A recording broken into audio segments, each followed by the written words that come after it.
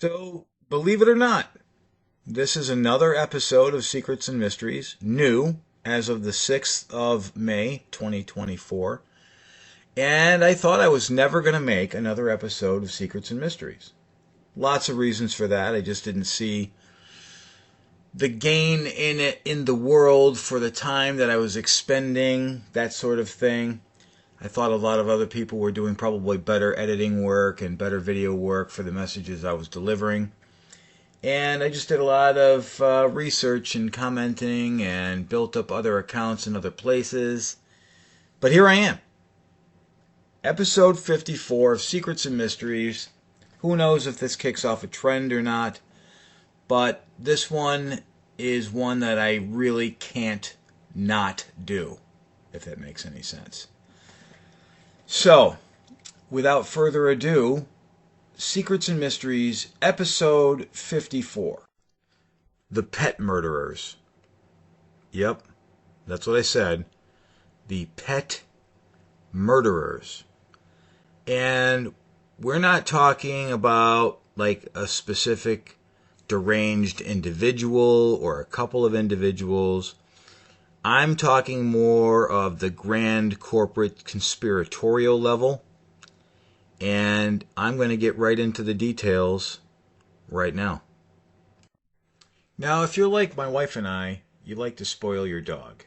And maybe we spoil our dog a little bit more than the next person. Here is one of Sonny's 2 beds and his little bucket of toys, which, yes, he does go through and decide which ones he wants to play with on any given day. He tends to favor the new ones. This is his newest one. He just got it. And he is very, very seldomly found without it. And when he is, he's usually found to be looking for it. But that's just the way it is. Although, he will put some of the new ones down and just take out some of the old ones in his own dog sense of nostalgia. Aside from fresh water and a choice of a few different beds and many choices of toys, we also like to give our dog treats. My wife tends to buy treats at different places, but Walmart's probably where we get about half of the different treats. And, human beings like variety, dogs like variety, so we like to get a variety of treats. And not that long ago, my wife brought home these from Walmart, and we gave a few to our loving dog. And more than just loving, of course, pets are infinitely trusting to their owners, especially if their owners treat them with love. And the trust is inherent, and they understand that it's a mutual protection and a mutual love that the relationship is at the pet mental level. And I think with people as well. That's one of the reasons why my wife and I like to give our dog treats. And on this particular day, we gave Sonny 3 of these treats. My wife gave Sonny the 3 treats over probably the course of about 7 hours. And you could tell he really liked them. It was obvious his tail was wagging, and he was pretty excited to, get them, especially the second and third ones. And when we looked at the protein and fat and fiber and moisture content, we thought, these are probably pretty good. And we were certainly happy about the fact that he seemed to like them very much. This 14-year-old mutt is my dog, Sonny. And my wife and I love this little guy like you don't even understand. And yes, we have kids that have grown up and moved out of the house, so this is sort of our replacement child, if you will. But if you are an animal lover, I don't need to explain to you the relationship that you have with your dog and how much you love your dog. So, it probably wouldn't be a big surprise to you that if someone were to harm my pet, I would take it very personally and very seriously, especially if they did it on purpose. And before I go too far, I'm just going to tell you that Sonny is still alive and well. But it wasn't because of the benevolence of certain dog food and dog treat manufacturers. Let's get into that a little bit, shall we? This picture of Sonny was taken in the afternoon, not long after the third treat. We started noticing he was behaving strangely. He was clearly uncomfortable. He was scared. He was whining. He was shaking.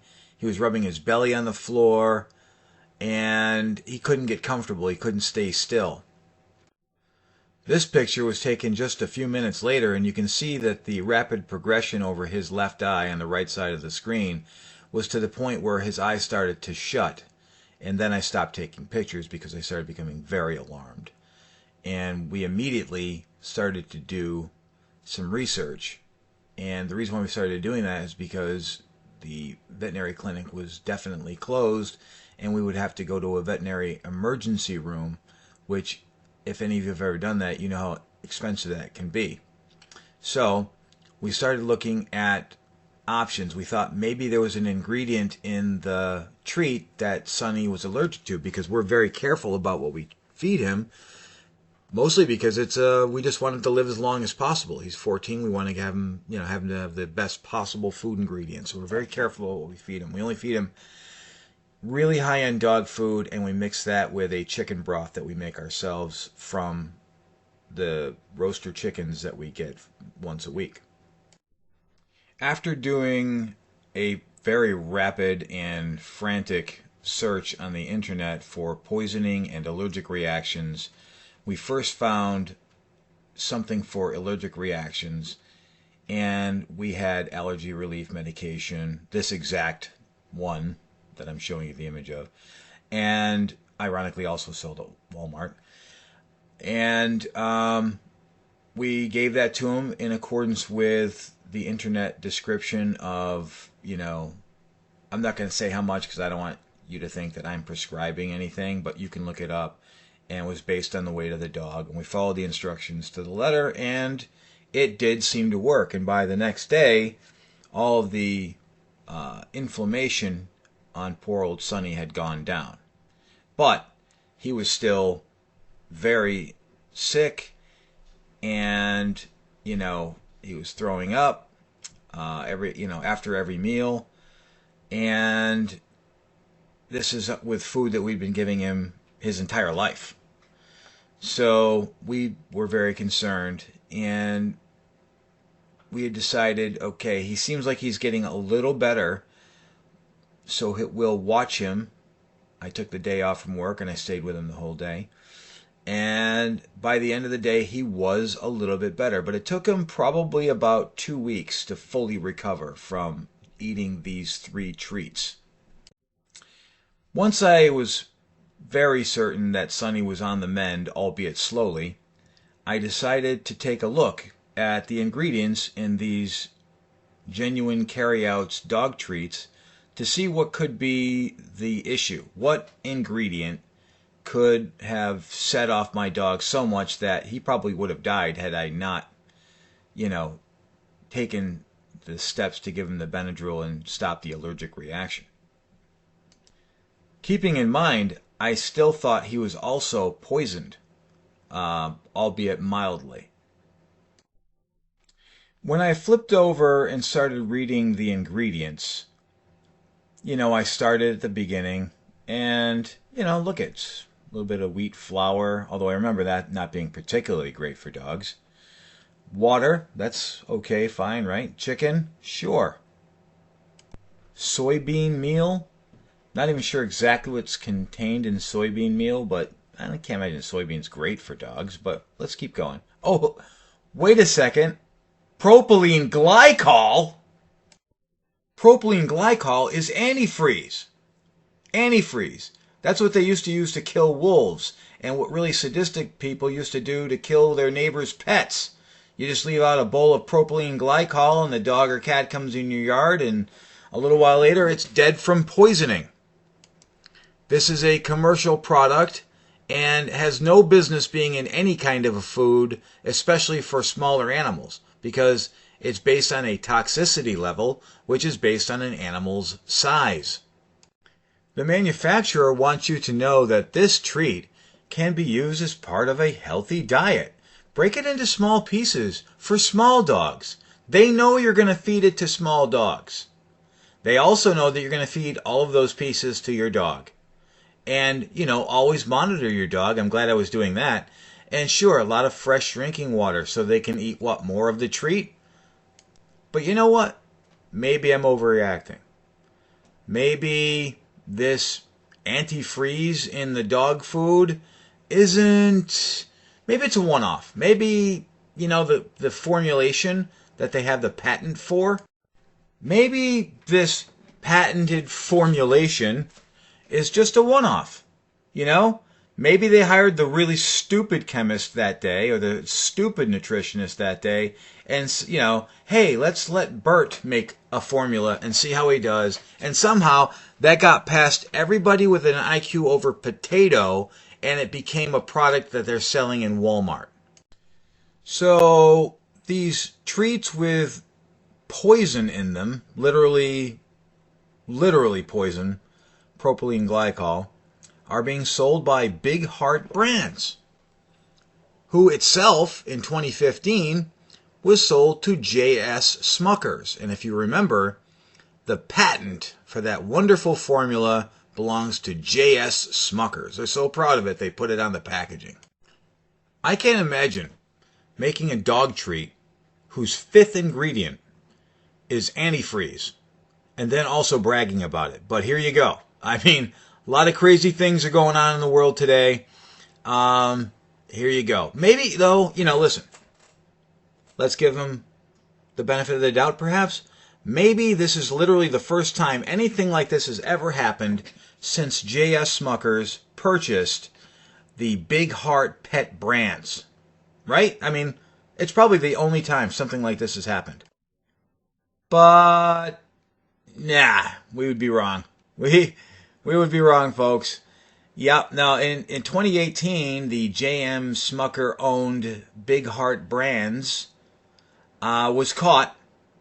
Not that long after J.M. Smucker purchased the company, they were caught with having pentobarbital in many of their dog foods. And maybe all, I don't know. But there's a huge list, which I'll show you in a bit. But pentobarbital, by the way, is that drug that the veterinarian gives you to euthanize your pets. That's right. This is a drug specifically designed to kill pets when they're at the end of their life. And it was in their foods. And they got caught, and they were forced to recall a whole bunch of stuff. Let me just show you the list here that I know of. And before I do, why don't you go ahead and pause this screen real quick, because I put like a link in the top, and you can sort of type that in there in your Google search with some of those keywords and take a look at what I'm talking about. Here's a list of the foods that this company and its parent company, with all the patents, had to recall because found inside the food was massive amounts of the drug used by veterinarians to put animals to sleep forever, to kill them. And now this same company, after being exposed for having the death drug in their dog foods, has antifreeze in their dog treats. And I'm going to tell you right now, I did not go and look in Walmart to see what other products that this company sells has this type of ingredient, because when I went and looked at the list of ingredients that was in just these dog treats, and then I looked at the ingredients from another set of dog treats from this company and one other set of dog treats from another company that we had in the house, I realized like all of these companies are putting products and items into these dog treats that are definitely not good. Let's just take a quick look, shall we? So let's read the rest of the list. After propylene glycol, we've got animal fat, which is a preservative. We've got egg product. We're going to take a look at that. We've got natural smoke flavor. We're going to take a look at natural smoke flavor. Salt, Whatever. Titanium dioxide. We're going to be taking a look at titanium dioxide. And then there's, of course, phosphoric acid, potassium sorbate. Those are actually present in a lot of foods. And in the very end of here, you've got BHA. It's a preservative. Okay, I've seen that before. What is NPO3? See it tucked way down at the bottom here all by itself, kind of on the curve of the bag, where maybe if you picked it up in the supermarket and you read it, you wouldn't even see NPO3. Let's figure out what that is too, huh? So what is egg product? Well, egg product, as it turns out, is a combination of byproducts from the egg white, the egg yolk, and yes, even the egg shell.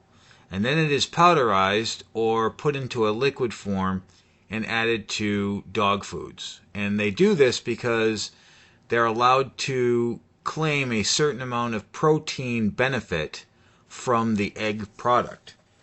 Many sources attribute allergic reactions to egg product by about as many as a third of your pets out there. However, that isn't really the big problem here, is it? It might just be a contributing factor. But imagine if your dog is allergic to egg product and also, at the same time, it has been poisoned. Now, it might be very difficult to determine the cause of death if the reaction is acute enough that the animal dies. And that is a way that you can insulate yourself from lawsuits by having antifreeze in your dog food. But it's even worse than that. And I'm going to tell you why. Because you can't sue the makers of dog or cat food or any kind of pet food for damages, according to some legal advice I received today, which is one of the reasons why I'm making the video. No, as it turns out, because a dog is considered to be a pet, and the pet is considered to be property, you can only be reimbursed for damages to the property. I don't know how they would reimburse you for the death of a dog, but you are not allowed to seek damages. It's only value.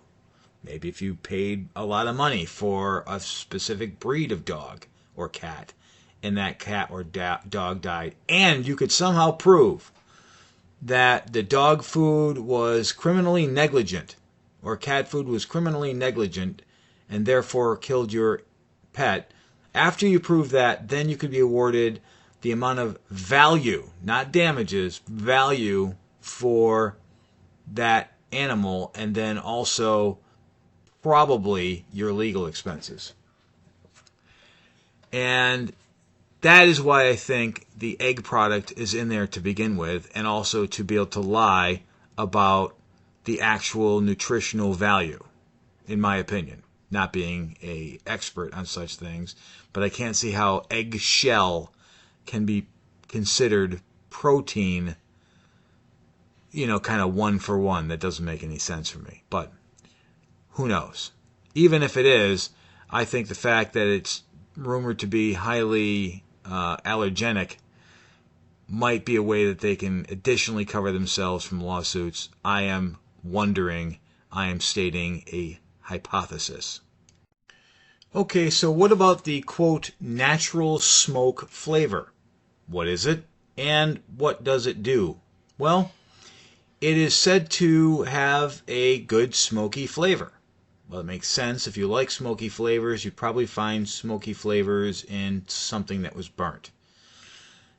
However, that's not all there is to the story. And of course, there never really is all there is to the story when you're reading, the manufacturer's or the supplier's information on a given, fill in the blank.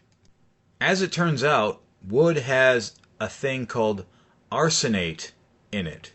And when you burn it, you make it much, much, much more toxic, and you turn it into arsenite, which is close to arsenic, the poison.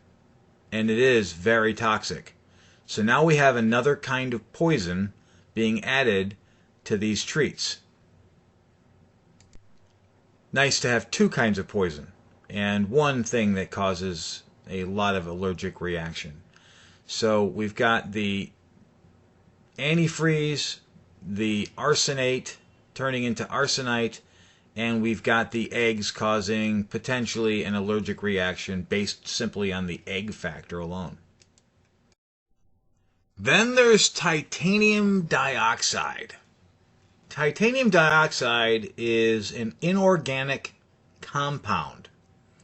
That means organisms and inorganic compounds, well, they're not compatible at all, really.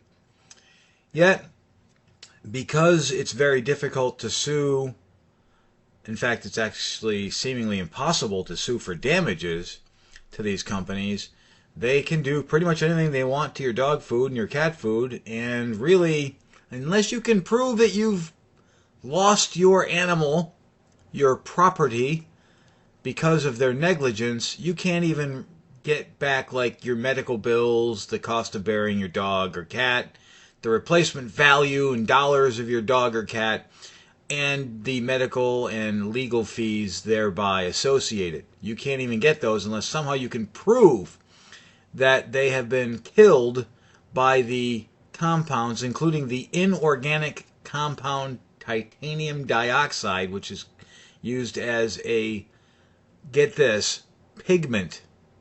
It's a coloring.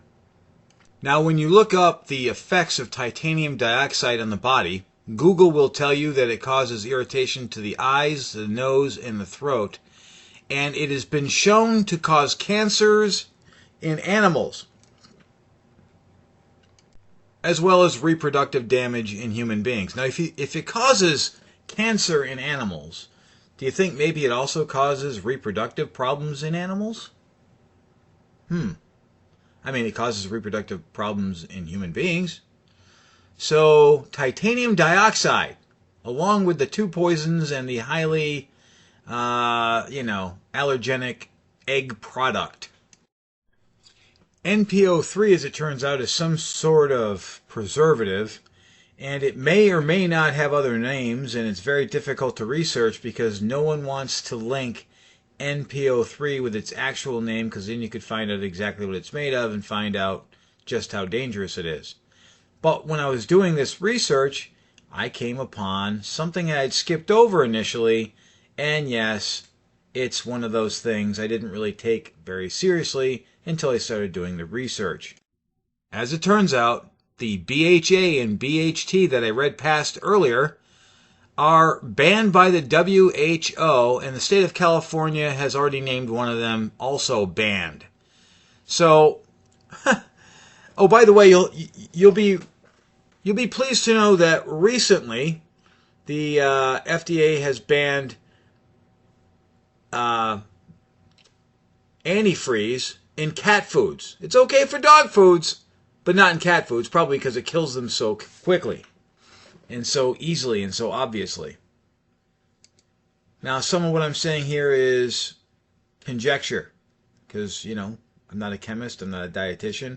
I'm just somebody who can read and who understands really basic things like, hey, if you feed a bunch of poisons to a very small animal, it might do damage to them. And that is exactly what these corporations are doing over and over and over and over again. And when they finally get banned, like, hey, you can't have the drug in the dog food that we use to kill dogs and cats at the veterinary hospitals. You can't have that in your dog food. Oh, my bad. We won't do that again. Now we're going to use antifreeze. Now you're probably, if you're anything like me at all, you're probably wondering, who are the sick, sadistic scumbags who are deliberately, knowingly putting all these poisons in our cat and dog food? And what possible reason could they have for doing this? And there aren't many good answers, Maybe it's a great way to get rid of toxic chemicals, but these toxic chemicals you have to create for the purpose of these foods. And you don't have to have them, and you don't have to make them. Maybe some of them are byproducts of other things, and the only way they can find to make a profit off of them is by having your dogs and cats slowly die by eating them, and having you pay for these things in the form of dog food and dog treats and cat food and cat treats. Maybe it's part of some evil global depopulation agenda. You know, when China was busy murdering its own citizens a few months ago, they made a point of killing all the pets too. So, is it something similar to that? I'm not really sure. I don't know. But I think it's worth asking a question to the people who might know the answer. What do you think? I think what we should do is probably have lots of different people call these sadistic bastards and find out exactly why they're doing what they're doing. Here's a number I found for big heart brands. Why don't some of you give them a call and ask them why they are knowingly putting poisons in dog food? Why are they putting antifreeze in there?